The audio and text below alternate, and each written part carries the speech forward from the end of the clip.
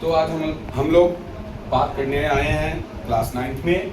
आज हम एक प्रमेय 4 जो आज हम आप लोगों को सिद्ध करेंगे। सबसे पहले हम लोग आज जाने कि ये प्रमेय 4 क्या कह रहा है। तो यदि एक तिर्यक रेखा दो रेखा मतलब ए बी और सी डी को इस प्रकार प्रतिच्छेद करे कि तिर्यक रेखा के एक ही ओर के अंतःकोण का एक युग्म संपूरक होता है। तो हम लोग जानते हैं कि संपूरक किसे कहते हैं। तो वैसे दो कोण जिन दोनों कोण का सम एंगल का सम 180 डिग्री हो। तो हम लोग चलते हैं, क्या दिया और इसको हम लोग सिद्ध करेंगे। सबसे पहले दिया गया है, क्या दिया गया है, तो सरल रेखा ए बी और सी डी को तिर्यक छेदी रेखा पी क्यू क्रमशः बिंदु आर और एस पर इस प्रकार काटती है कि उनके एक ही ओर के अंतःकोण का एक युग्म संपूरक होता है। हम लोगों को ऑलरेडी ये दिया गया है कि angle B R S plus angle R S D 180 degree के बराबर है, ये दिया गया है। तो हमें सिद्ध करना है कि ए बी जो है सी डी के समानांतर है। तो आइए हम लोग देखते हैं कि सिद्ध कैसे होगा। पहले यहां ये देख रहे हैं कि PQ एक सरल रेखा है और BR इस सरल रेखा पर स्थित है। तो यहां BR रेखा PQ पर स्थित है, इसलिए एंगल PRB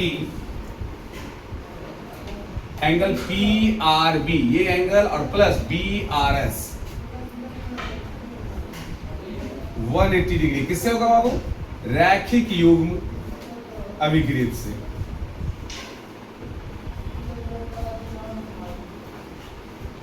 ये हमारा पहला इक्वेशन हो गया। हम लोग जानते हैं, पढ़े थे पिछले क्लास में कि यदि कोई सरल रेखा पर कोई रेखा स्थित हो तो उनसे जो बने कोण का सम कितना होगा, रैखिक युग्म से 180 डिग्री। लेकिन दिया गया क्या है, ऑलरेडी अकॉर्डिंग टू क्वेश्चन, लेकिन दिया गया है, क्या दिया गया है, ये plus angle B R S plus angle are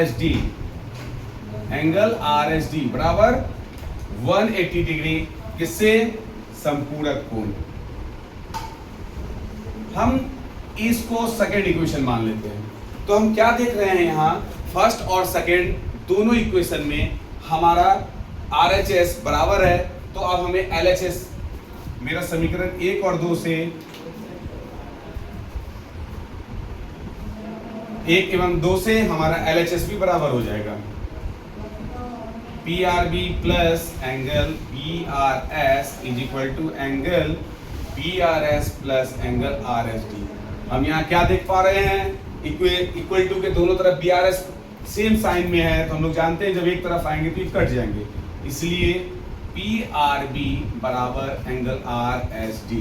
हम यहाँ क्या देखें कि एंगल PRB मतलब ये एंगल जो दिख रहा है आपको PRB RSD ये एंगल के बराबर है। हम जानते हैं कि ये क्या है, दोनों संगत कोण है। ये क्या है, लेकिन ये संगत कोण के युग्म है, तो संगत कोण हम लोग जानते हैं कि यदि ये संगत कोण है तो संगत कोण अभिगृहित के विलोम से, हम लोग पढ़े थे कि संगत कोण अभिगृहित विलोम से यदि संगत कोण हमारा कोण बराबर है तो AB और CD रेखा क्या होंगे, समानांतर होंगे। तो ये आप लोगों ने देखा आज, इसे हम कैसे प्रूफ किए कि ये दोनों रेखा समानांतर कैसे होंगे। Okay, thanks.